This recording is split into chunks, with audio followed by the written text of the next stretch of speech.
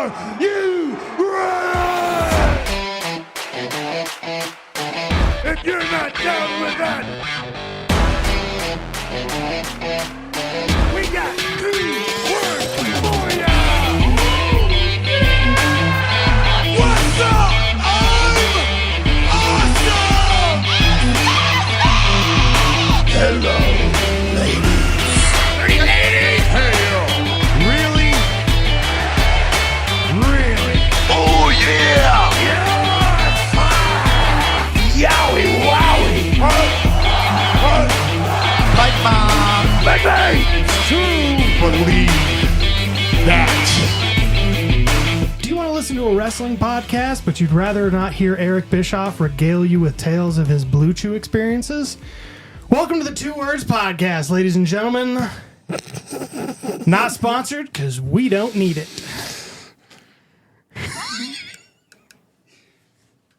Too far? I'm not sure. Really riding the line. Really close there. Hey, gang. You just that was always the weird. I used to listen to 83 Weeks a lot, and it's like, I'm uncomfortable.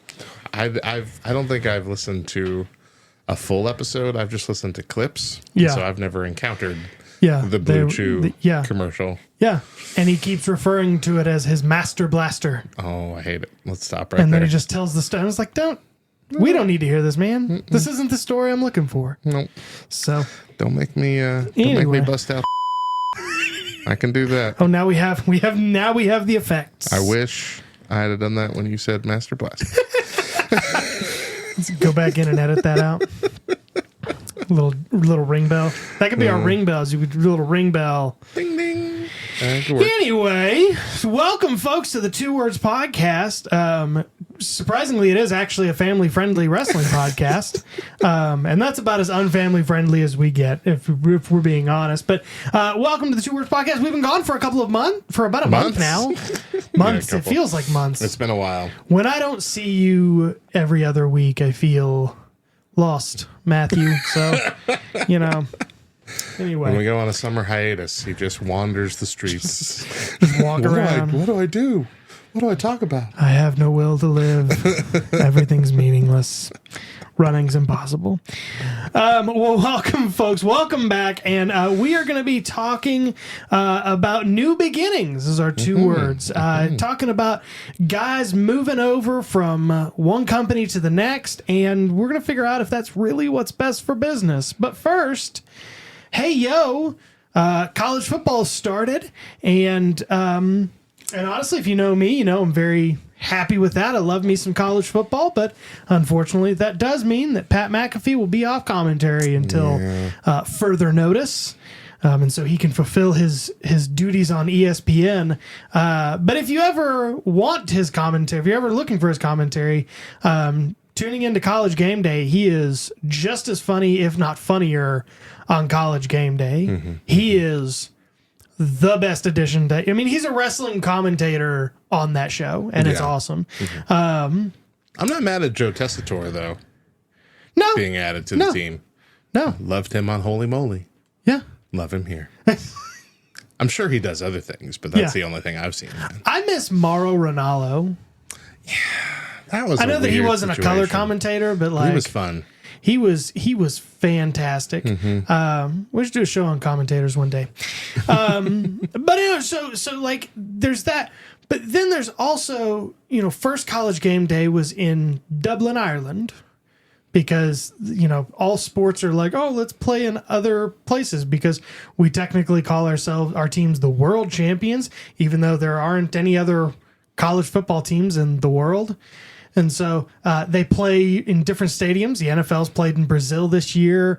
They always go to do a show in London or do a game in London, Germany, all that other stuff. In the last couple of years, they've done a college football game that starts off the season in Dublin, Ireland.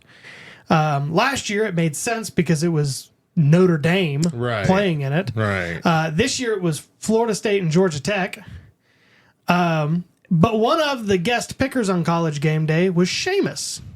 Okay. Which makes sense, I thought. But people were like losing their minds when it got announced. They're like, "Oh, it is real sports," and blah, blah, blah, blah, blah, blah, blah, blah.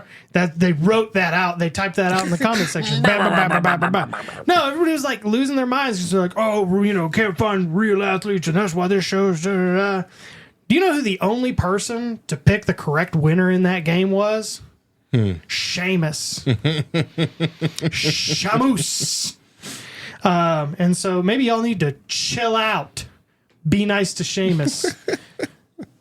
Hey, yo, are the Lucha Brothers coming to WWE or not? Here's this news story. I wasn't just ending You with the answer question. that question, I guess. It was reported over the last couple of days that Rey Fenix and Penta El Zero Medio of the Lucha Brothers had signed with the WWE.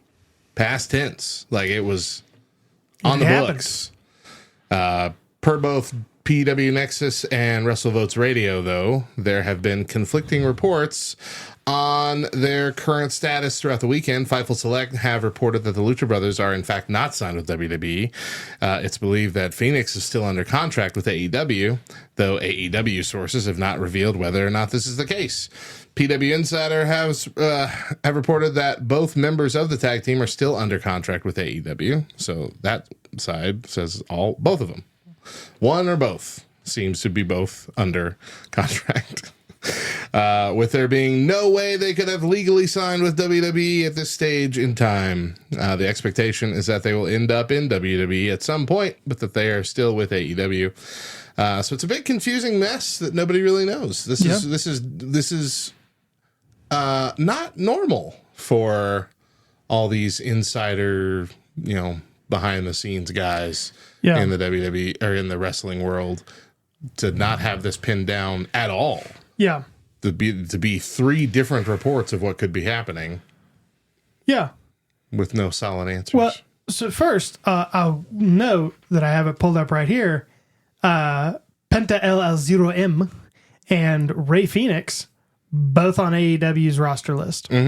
Which we've seen them use their roster list to their advantage before anyway. But I also don't think they're as quick to update their roster page as WWE is. Could be. They have WWE will get you out of there before they even fire you. Yeah, such a long roster. I mean, this page is massive.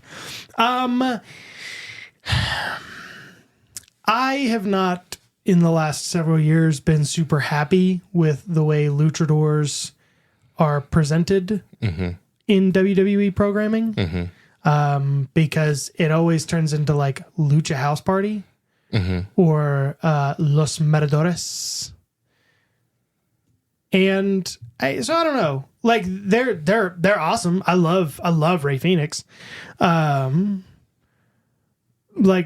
do right by the luchadors. Like make it a serious thing. Yeah.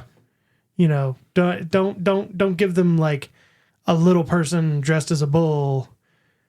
And then your big feud is your little person versus 3MB's little person.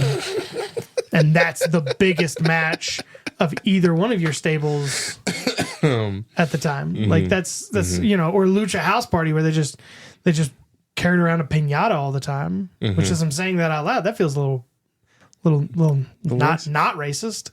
It's not racist. I mean, That's funny. So I don't know. But that's, and this will go kind of into what we're talking about later, but like,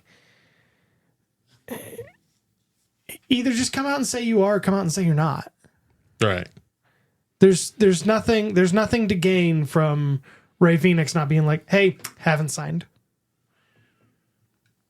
Nothing with WWE. There's no reason for WWE not to come out and be like, hey, we signed Rey Fenix. Like, I can understand the secrecy of that level for like when they're bringing in someone huge, like when they were bringing in the Hardy Boys to WrestleMania and that they had re-signed with WWE.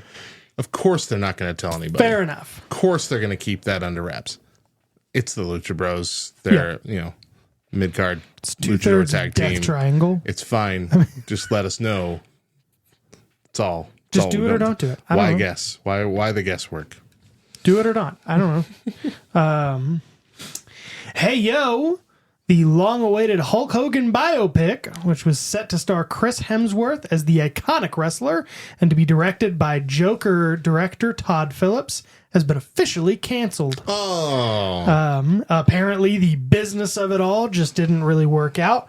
However, when asked about it, Hogan said his life rights are somewhere else now, suggesting that we may still get a Hulk Hogan biopic. But still.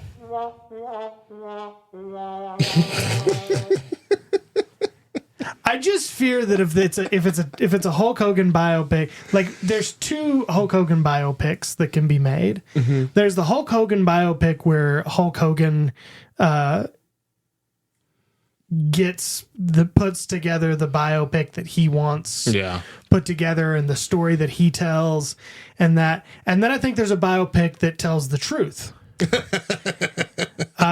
I don't think those biopics are inherently going to be the same. Well, it's like a tale of two Vince McMahon documentaries. Exactly. The new one just came out, didn't it? Has it come out yet? Did it? Did it? I'm not sure.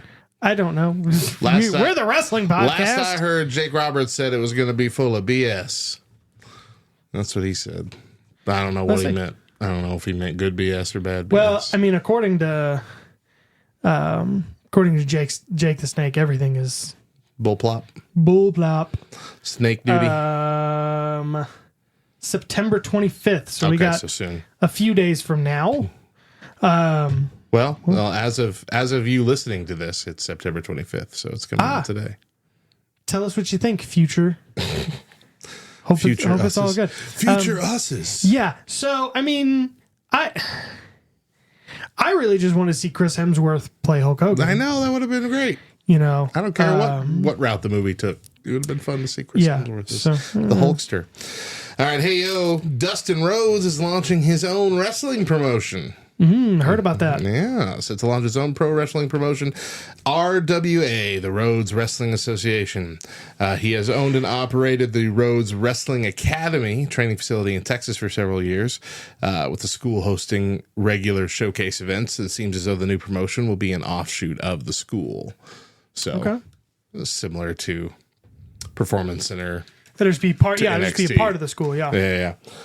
So whether the move to promoting will be full-time or not kind of remains unclear, but Dustin's AEW contract does expire this month. So it's possible he'll be done with AEW. Not sure.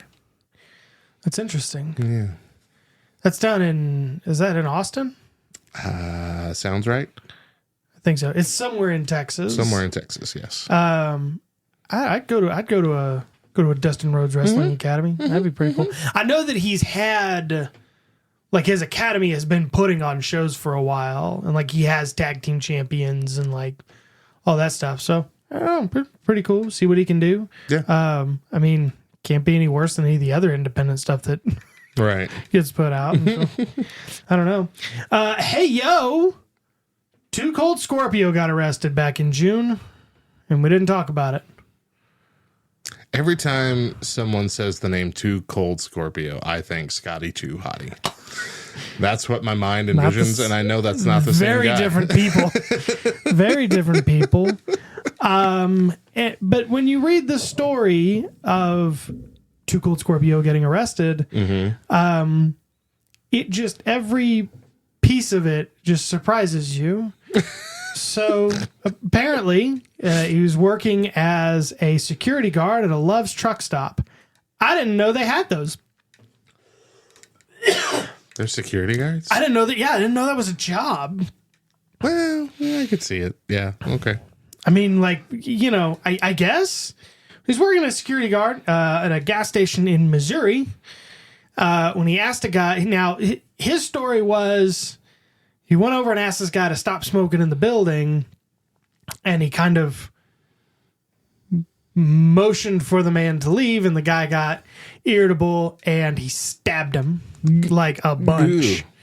The way the stab victim says it was like, I was just kind of standing there, he came up, started yelling at me, and then he stabbed me. But like, what do you expect from a former ECW star? Like that was his thing. He's just out there stabbing people. I love strong stuff. Gotta practice my stabbing. Stabby. He ain't gonna Interesting. hurt you. He just ain't been around people. Here's my last one. Hey, yo, good news. Tony Khan will not wrestle in AEW. Woo! Despite taking a few bumps in the storylines this year, Tony does not plan to be involved in a match and seems uninterested in even taking any more shots. We don't need an Eric Bischoff or Vince Russo-esque nonsense situation here. Yeah. Like the moment he puts a title on himself, AEW's dead. It's We're over. out. It's gone. But Tony also did say he never planned to be a part of any storylines, and that changed this year. So time will tell. Yeah. Yeah. Like, I never had a problem with Vince McMahon Yeah. because, one, Vince McMahon has been pretty jacked Yeah. most of his on-screen career. And so he looks like he could be in a fight. Yeah. Not now, but he did when he was doing that kind of stuff. Yeah. But Vince Russo, Eric Bischoff, there was a match with, I think it was Hulk Hogan and Eric Bischoff versus Jay Leno and Kevin something or other, whatever his Carl Malone. was it? No. Carl Malone. No, it was his music guy, like on the Tonight Show. Oh, Kevin something, I'm pretty sure. I thought it was Jay Wein. I thought Jay Weinberg was Max was it? Weinberg? Max That was Weinberg. Conan O'Brien. Jay Weinberg is his son who played for Slipknot. Anyway, of those four people, Eric Bischoff was the least athletic looking. That's Like, not good. like I Yeah, don't get a wrestling want to match. see Tony Khan in ring gear. Yeah, but at the very least, Eric Bischoff was like a national karate champion. Sure, You know, so at the very least, like that's somewhat believable. sure. But yeah, Tony, you're right. Tony Khan. Twigman. Yeah, he does not look like he would fare well. Michael Cole would beat him. He looks like a crafter. More like He looks like he builds boats in jars. looks like he knows a lot about the West Wing. The entire Sorkinverse. Oh man. Anyway. He looks like the kind of guy that says, "Excuse me." Squeeze me. Oh, Oh, I do that all the time. I did something very similar to this with Joe Burrow when he was quarterback at LSU. I just got really upset one night and started posting rantings about how Joe Burrow looks like he puts ketchup on his well-done steak. Joe Burrow looks like he's addressed at least one of his teachers as Yo Teach. And a bunch of people were like, I don't know who this is, but I now understand him. So, anyway, well, hey, yo. What'd you think of the little cinematic promo between Dude, Cody Rhodes I've and Roman watched Reigns? it 4 times It's pretty good, right? in full. Yeah. And a lot of it's just talking, but it's still so good. It was Yeah. really good. They can't do it too often, but when the time calls for it, those things are going to be killer every time. It was really cool. And like everything that was said was, but like, number one, like you're in the middle of the Georgia Tech Stadium. Like there are 140 FBS schools, and I don't know. It's less impressive than like 132 of them. Like there could have been better. Then it's like, Roman Reigns is like, you see this field? I built this field. This is my field. I'm like, first of all, you were like the 4th best player on your team when you were there. I gave birth to this field. Yeah, you were the 4th best. Right. And there was a weird moment. And like, maybe it's a weird nitpicky moment, but like Roman Reigns opens it up, and then Cody Rhodes kind of looks off and goes, 7 cars. Subtle. But they never show the 7 cars. And so to me, I'm like, that doesn't really. That was a dumb line, because for all I know, there's no cars over there. They showed a couple as they were getting, like, they showed them both rolling up into it at the very beginning. I guess I didn't notice that. They didn't show that in the clip on YouTube, if that's where you rewatched it. Or I don't know, you watch it on Hulu, right? So it's like it's already chopped up for time on the Hulu version. But anyway. But I also could have just not been paying attention. True. The scene sounds like you. No, but it was cool, and it really like helped set up the story, and like it was because the problem is this is the exact same storyline that they went with John Cena versus The Rock when they were building up for that 1 year WrestleMania match, and they had in the middle of that they had a tag match at Survivor Series between them and The Awesome Truth.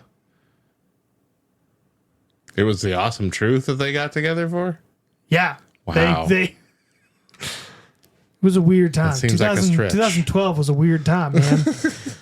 2011 was kind of weird, kind of a weird time, but that's what they're doing. But they're making it really fresh and they're making it really cool. I wouldn't mind seeing more stuff like that. Maybe it was less like it looked like it was staged. Right, yeah. Like it could be cinematic without making it look like it was staged. But for the first one, no, it was really one of good. the best things that has come out of this year so far. I really liked the very end where he goes, "You're in my way." And he moves out and he goes, "You're in my way in life." It's like, that's a cool thing to say to somebody. And then to walk away as the music blasts. It was dope. That's the one. So. It was cool. I watched a reaction video of our buddy D. Porticus watching that thing, and his face just the whole time was like, what? Like, it's so good. This is the most amazing thing. They're like, I could watch 90 minutes of that. Oh my gosh, you could, right? Like, that's so cool. Well, hey yo. More? Goodness. No. Oh, just, okay. Hey yo, we're moving on, I guess is really. Big hey news. yo, we're done with this. So we're coming to the end here, and we're going to talk about the new beginnings. That's our 2 words for the day, new beginnings. And I really kind of thought about this. We were supposed to do this show a month ago. Yeah. And we were going to record this show 2 days after All Out. Yeah. Where Ricochet debuted on AEW's roster. And a bunch of people were like, "Oh my gosh, Ricochet's in AEW." And I remember watching, I'm like, I don't care. Not even a little bit. I'm good. Yeah. Oh, you mean the inaugural WWE Speed Champion has jumped ship and gone to AEW? The Twitter exclusive 3-minute match format. What are you talking about? Style? People don't care about this. That they didn't let him carry the belt on TV. Yeah, no, of course not. Because it was a dumb belt. It is a dumb belt. In fact, he was the champion at one point, but a part of the storyline on TV was him lamenting that he wasn't a champion. And we're like, you are a champion. Yeah. Yeah, that was weird. And you're telling me I got to be excited that this guy's in AEW now? And the thing that kind of got me thinking about, like, all of the people we've seen who have jumped ship or gone from WWE to AEW. And I just want to read, I have 2 lists here. Okay. I had a list too. This list is AEW to WWE. If you look at their roster, what I found, and I'm willing to admit there may be some that I missed, but this is the list I found. Okay. Andrade, Jade Cargill, Cody Rhodes. Wait, hold on. This is where to where? This is AEW to WWE. Okay, I'm sorry. And most of these people were in WWE to AEW and then back. But right, okay. But most recently. Andrade, Jade Cargill, Cody Rhodes, Ethan Page, who's the current NXT champion, CM Punk, Lexis King, who is Brian Pillman Jr., and Shawn Spears. Now, here is the AEW, the WWE to AEW. And this is, I was looking at their list this morning. So, gotta get a deep breath in there. Here we go. Ricochet, Chris Jericho, Daniel Bryan, John Moxley, Mercedes Moné, Pac, Cesaro, Adam Page, Adam Copeland, Big Cass, Billy Gunn, Buddy Matthews, Cash Wheeler, Christian Cage, Dax Harwood, Dustin Rhodes, Jeff Jarrett, John Morrison, Keith Lee, Kyle O'Reilly, Lance Archer, Malachi Black, Matt Sydal, and I lost interest in this bit after the M's. Like in the middle of the M's, I was like, I don't need to look up anymore. That does put it into perspective. Man. Yeah, no, I remember seeing like a promo image for AEW that had like 50 wrestlers on it. Yeah. And someone commented 45 of these wrestlers are from WWE. Yeah. And so I guess I'll ask this question first. Does AEW really benefit from signing so much former WWE talent? So the way that I look at this is it's impossible not to compare them to WCW, right? Of course. I think initially, yes. Number one, they're not having to train talent, which is something they're not really set up to do. They don't have a performance center. They don't have a developmental brand. True. They kind of do now that they've kind of bought Ring of Honor, but still. They're doing what WCW did. They're pulling underutilized younger wrestlers, hoping to build them up, but they're also pulling well-recognized old-timers and hoping that that will be a big draw. Like, initially, that's a good plan. The same time, they're hurting themselves in the long run because, again, just like WCW, it's starting to look like the WWE reject bin. Yeah. So this is, couldn't make it in WWE, go to AEW. And that's, the more and more we look at that and the more and more we see how much of the roster are former WWE or NXT superstars, it gets a little painful to watch.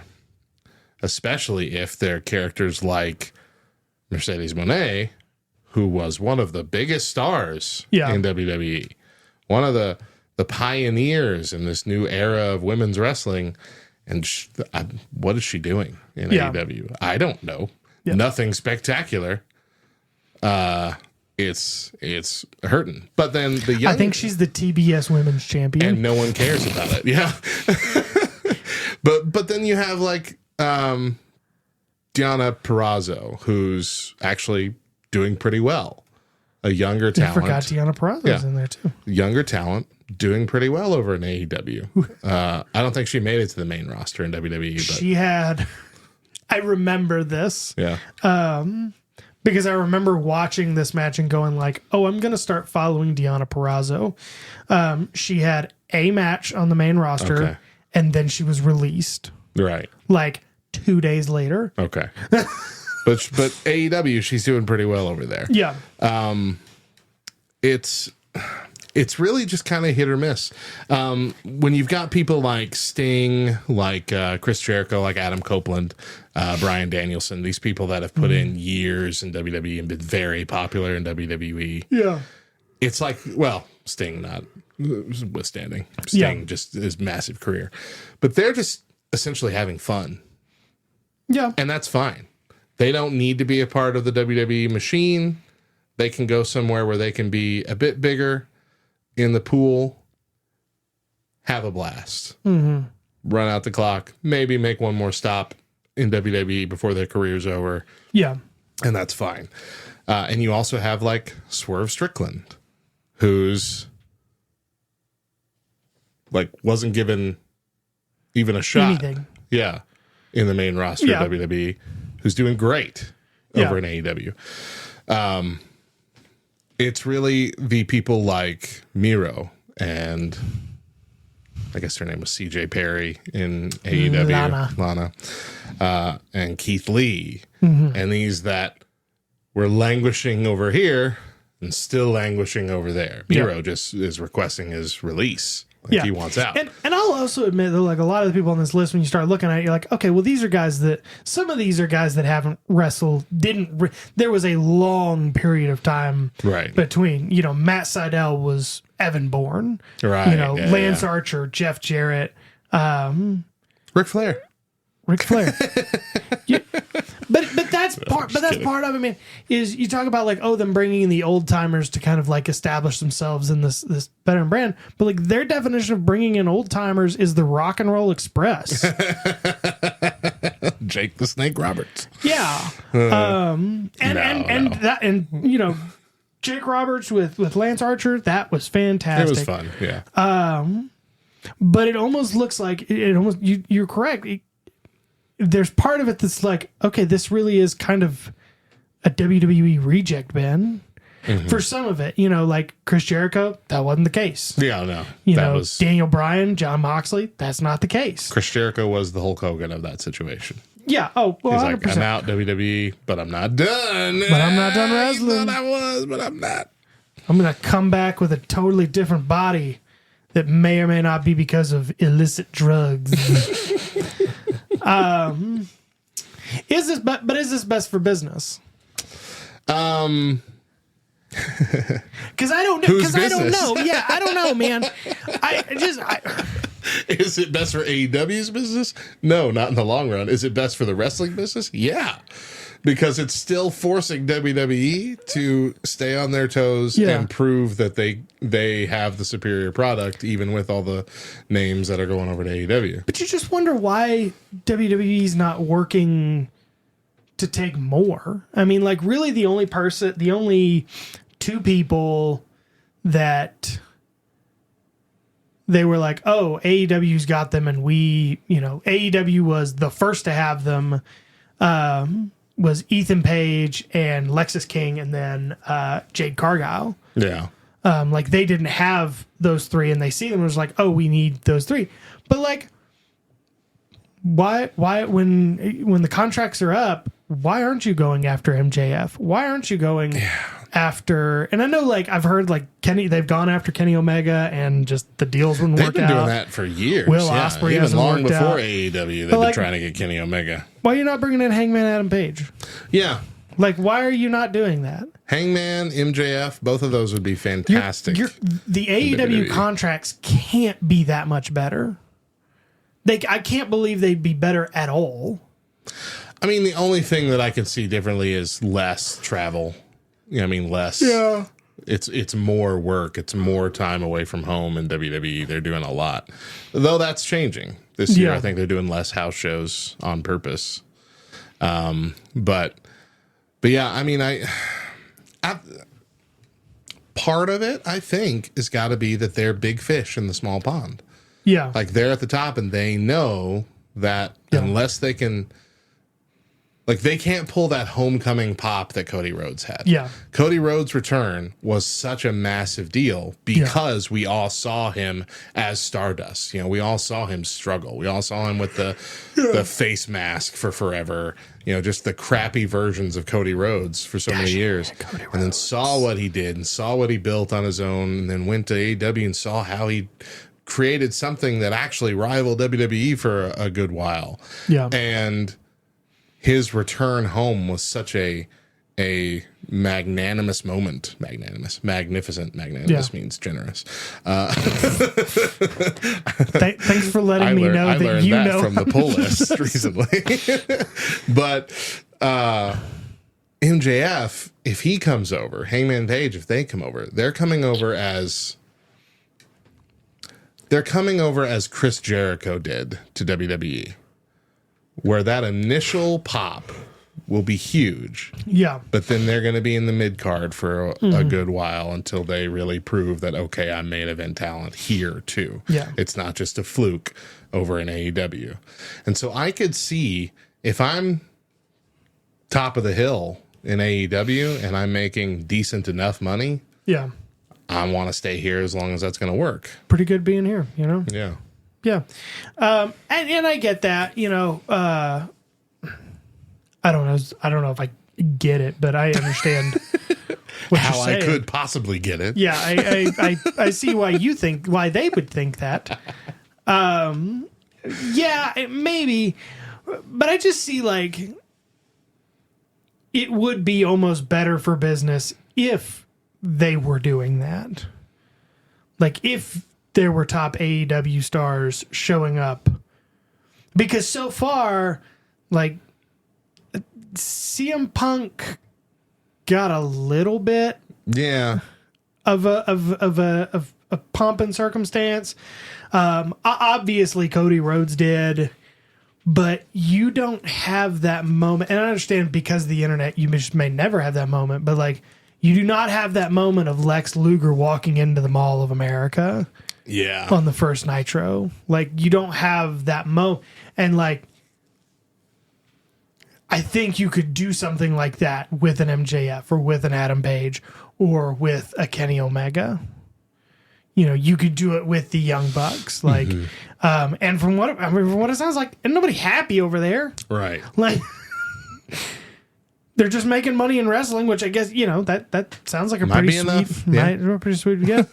But I guess the question that I have is, why do you think guys like Matt Cardona have not made the jump into that?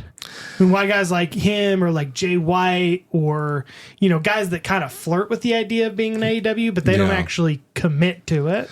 Like, I don't know about everybody. I think Matt Cardona is really loving the freedom that he has. Yeah. Because he gets to wrestle where he wants, when he wants, but there are enough offers for him because he is very popular on the indie circuit. Yeah. His persona that is more, I guess, like his actual persona, his real life, not the woo character that he was before, is getting over well. He's been holding titles. He's been a featured surprise, many times, even on AEW. Yeah. And always gets a big pop. I think that freedom has a draw.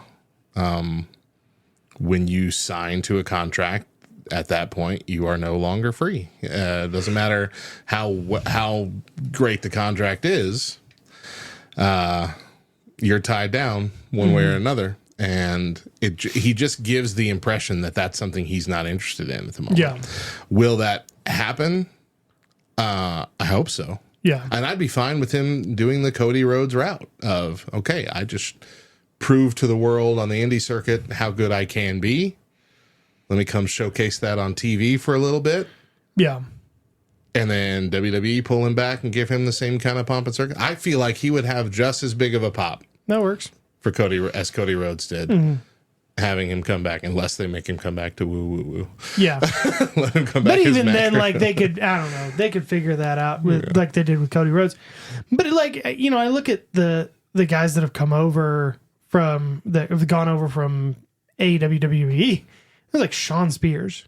Shawn Spears was has been in the WWE, and it was, I think, almost a year before I realized it.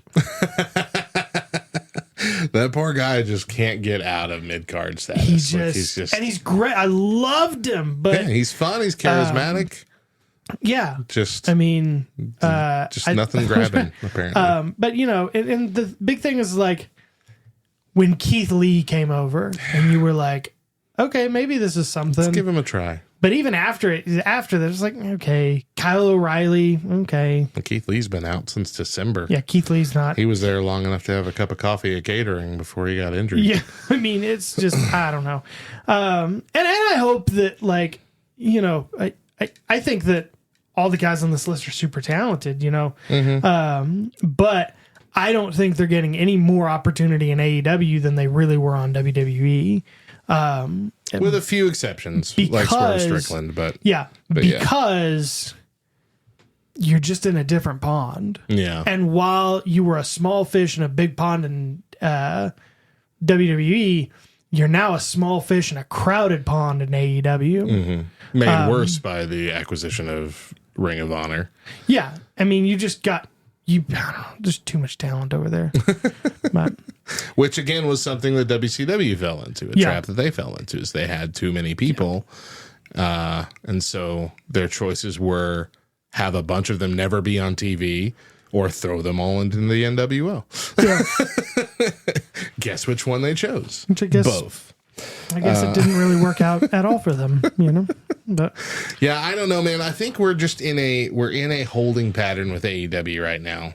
They're not what they were. They're not what they promised to be, but they're also still alive. They have 5 years later. Outlived the TV version of WCW at this point, or really close to it. I don't know. They're almost to the number of Nitro, I think.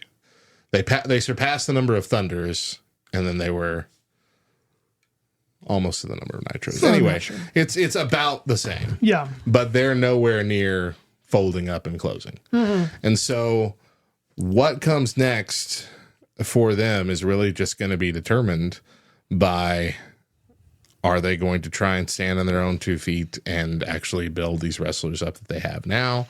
Are they going to keep trying to play the WCW game of grabbing everybody that they can? Yeah. And hoping that they're going to find some diamonds in the rough. I don't know. I don't know where it goes. I don't see WWE and TKO buying out AEW at any point. No, that's and Lord help us if they do. Yeah, that's just. It didn't go great when WWE bought WCW. No. It was a fantastic moment. That last Nitro, fantastic. One of the keystone moments in professional wrestling. But the integration of WCW rosters into the WWE was just a fumbled mess. Yeah. Which, I mean, I get. It's not something that you planned for all year. Yeah. It's like suddenly we have the WCW's bottom to mid card roster hanging around while all the big names are still riding out their contracts for the next 6 to 10 months. Yeah. So, I mean, I don't know. It's interesting. What I really want to see, and I know we've said this many times, pardon me, I really want to see, oh gosh, AEW to get desperate enough to beg WWE, let's do some sort of cross promotion forbidden door kind of thing. Yeah, we can stop grabbing each other's characters. Yeah, and let's just do something together and make this a cool thing for the fans. Yeah. Because do you like money? Oh gosh, so much money. Do you like money? One pay-per-view of top AEW versus top WWE stars is going to blow WrestleMania out of the water, I feel like. At least the first time. That first time would be nuts. 100%. Like, I still remember picking up pro wrestling magazines that were theorizing what a crossover WWE WCW pay-per-view would look like. And it had all these things like the labeled matches we're never going to see. And one of those was The Rock versus Hulk Hogan. Yeah. And then we saw, and just seeing that match, it was better than they could have ever imagined. These kind of things are what keep me up at night as a wrestling fan. And we've never been closer to stuff like that, dude. Yeah. We've never been closer to this fan fiction life of pro wrestling than we are right now. Let me live in a not real world just for a moment. Just sit Triple H and Tony Khan down in a room and don't let them leave until they come up with something cool to do together. Something. Please. Anyway, that's where I'm at. Yeah, stop yawning, man. This room makes me tired. It is a warm room. This is the warmest room of the house, and there's nothing I can do about it. I could just nap. Maybe I will not. I can't nap now that I've noticed that that's where Baby Kurt Angle is. Baby Kurt Angle's been up there staring upon you every episode. Man, that thing is still terrifying. That's why it's way up there. That's why I don't look at it. I can't see it. Well, that's kind of what we think. Let us know what you guys think by heading over to any of our socials at 2wordsLTN. Click that like button, click that follow button, and let us know what you guys think. If you think that there's, something we missed, if there's something we are missing, we'd love to hear from you. And we will be back in a couple of weeks with a brand new episode. We promise not to take another month off. Don't make promises you can't keep, John. That's not a very good promise. That's not a very. As I was saying, I'm like, that's not a very stable promise. I can just tell you that much. But we're dealing with scheduling issues. Oh man, we'll get it figured out. If you can either have a consistent podcast or children. Look, the way I look at it is, of the 12 podcasts that we have on the show, on the network, there's one that has yet to produce an episode this season because of scheduling conflicts. So, and that's not us. We're way ahead of there. Yeah, we're beating them. Haha. Until then, until the next time that you do see us, whenever that may be, My name's John. His name's Matt. And if you're not down with that, we got 2 words for you. Goodbye.